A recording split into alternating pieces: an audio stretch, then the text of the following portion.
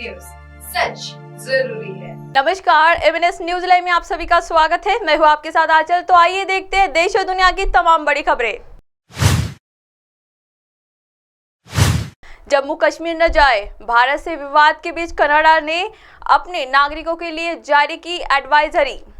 खालिस्तान समर्थक हरदीप सिंह निज्जर की हत्या को लेकर चल रहे विवाद के बीच कनाडा ने अपने नागरिकों के लिए मंगलवार को एडवाइजरी जारी की है। इसमें कनाडा ने अपने देश के लोगों को जम्मू कश्मीर की यात्रा नहीं करने की कहा है।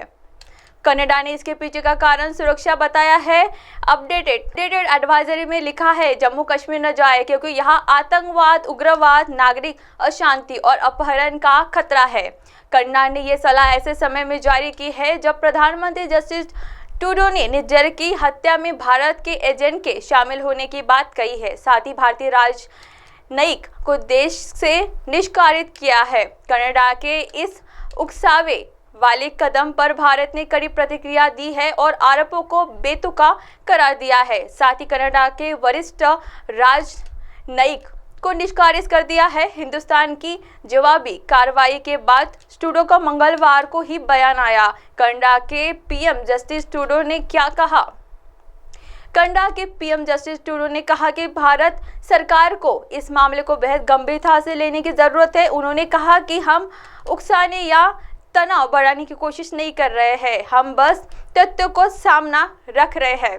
ट्रूडो ने आगे कहा कि हम सब कुछ स्पष्ट करने और उचित प्रक्रियाएं सुनिश्चित करने के लिए भारत सरकार के साथ काम करना चाहते हैं। बता दें कि निज्जर की 2 अज्ञात बंदूकधारियों ने 18 जून को कनाडा के ब्रिटिश कोलंबिया प्रांत से सरे में एक गुरुद्वारे के बाहर गोली मारकर हत्या कर दी थी। आइए बढ़ते अब अगली खबर की ओर। सुप्रिया सुले खाना बनाओ, देश कोई और चला लेगा। एनसीपी सांसद ने बीजेपी पर किया पलटवार। महिला आरक्षण बिल को लेकर संसद में चर्चा हो रही है। सत्ता पक्ष से लेकर विपक्ष तक हर दल इसका क्रेडिट लेने की कोशिश कर रहा है। कांग्रेस सांसद सोनिया गांधी ने तो इसे राजीव गांधी का सपना बताया है। साथ ही इसमें ओबीसी महिलाओं को भी आरक्षण देने की मांग की है, जिस पर बीजेपी सांसद निशिकांत दुबे ने पलटवार किया। बाद में संसद में बोलते हुए एनसीपी सांसद सुप्रिया सुले ने भी बीजेपी पर सवाल उठाए हैं।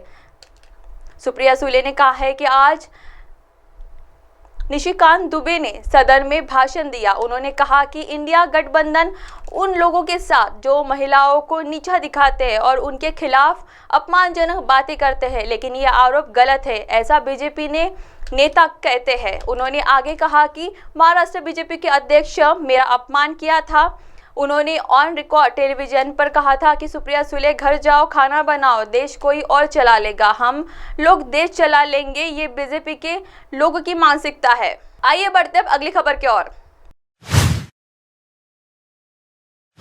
एससी, एसटी, ओबीसी और मुस्लिम महिलाओं को भी मिले आरक्षण का लाभ, डिंपल यादव।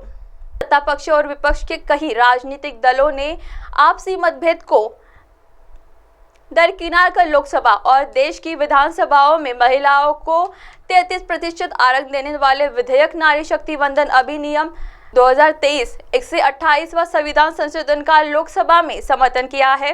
हालांकि अटल बिहारी वाजपेयी और मनमोहन सिंह सरकार के कार्यकाल के कई बार सदन के अंदर बिल पेश करते समय बिल छीन लेना, बिल की कॉपी छीनकर फाड़ देने जैसी हरकत करने वाले सांसदों की पार्टी समाजवादी पार्टी ने मोदी सरकार द्वारा पेश किए गए विधेयक पर बुधवार को भी अपना स्टैंड साफ नहीं किया है। बुधवार को समाजवादी पार्टी की तरफ से लोकसभा में बोलने के लिए खड़ी हुई सांसद डिंपल यादव ने कहा कि सपा का हमेशा से स्टैंड रहा है कि महिला आरक्षण में पिछड़ा वर्ग और अल्पसंख्यक समुदाय की महिलाओं को भी मौका मिले।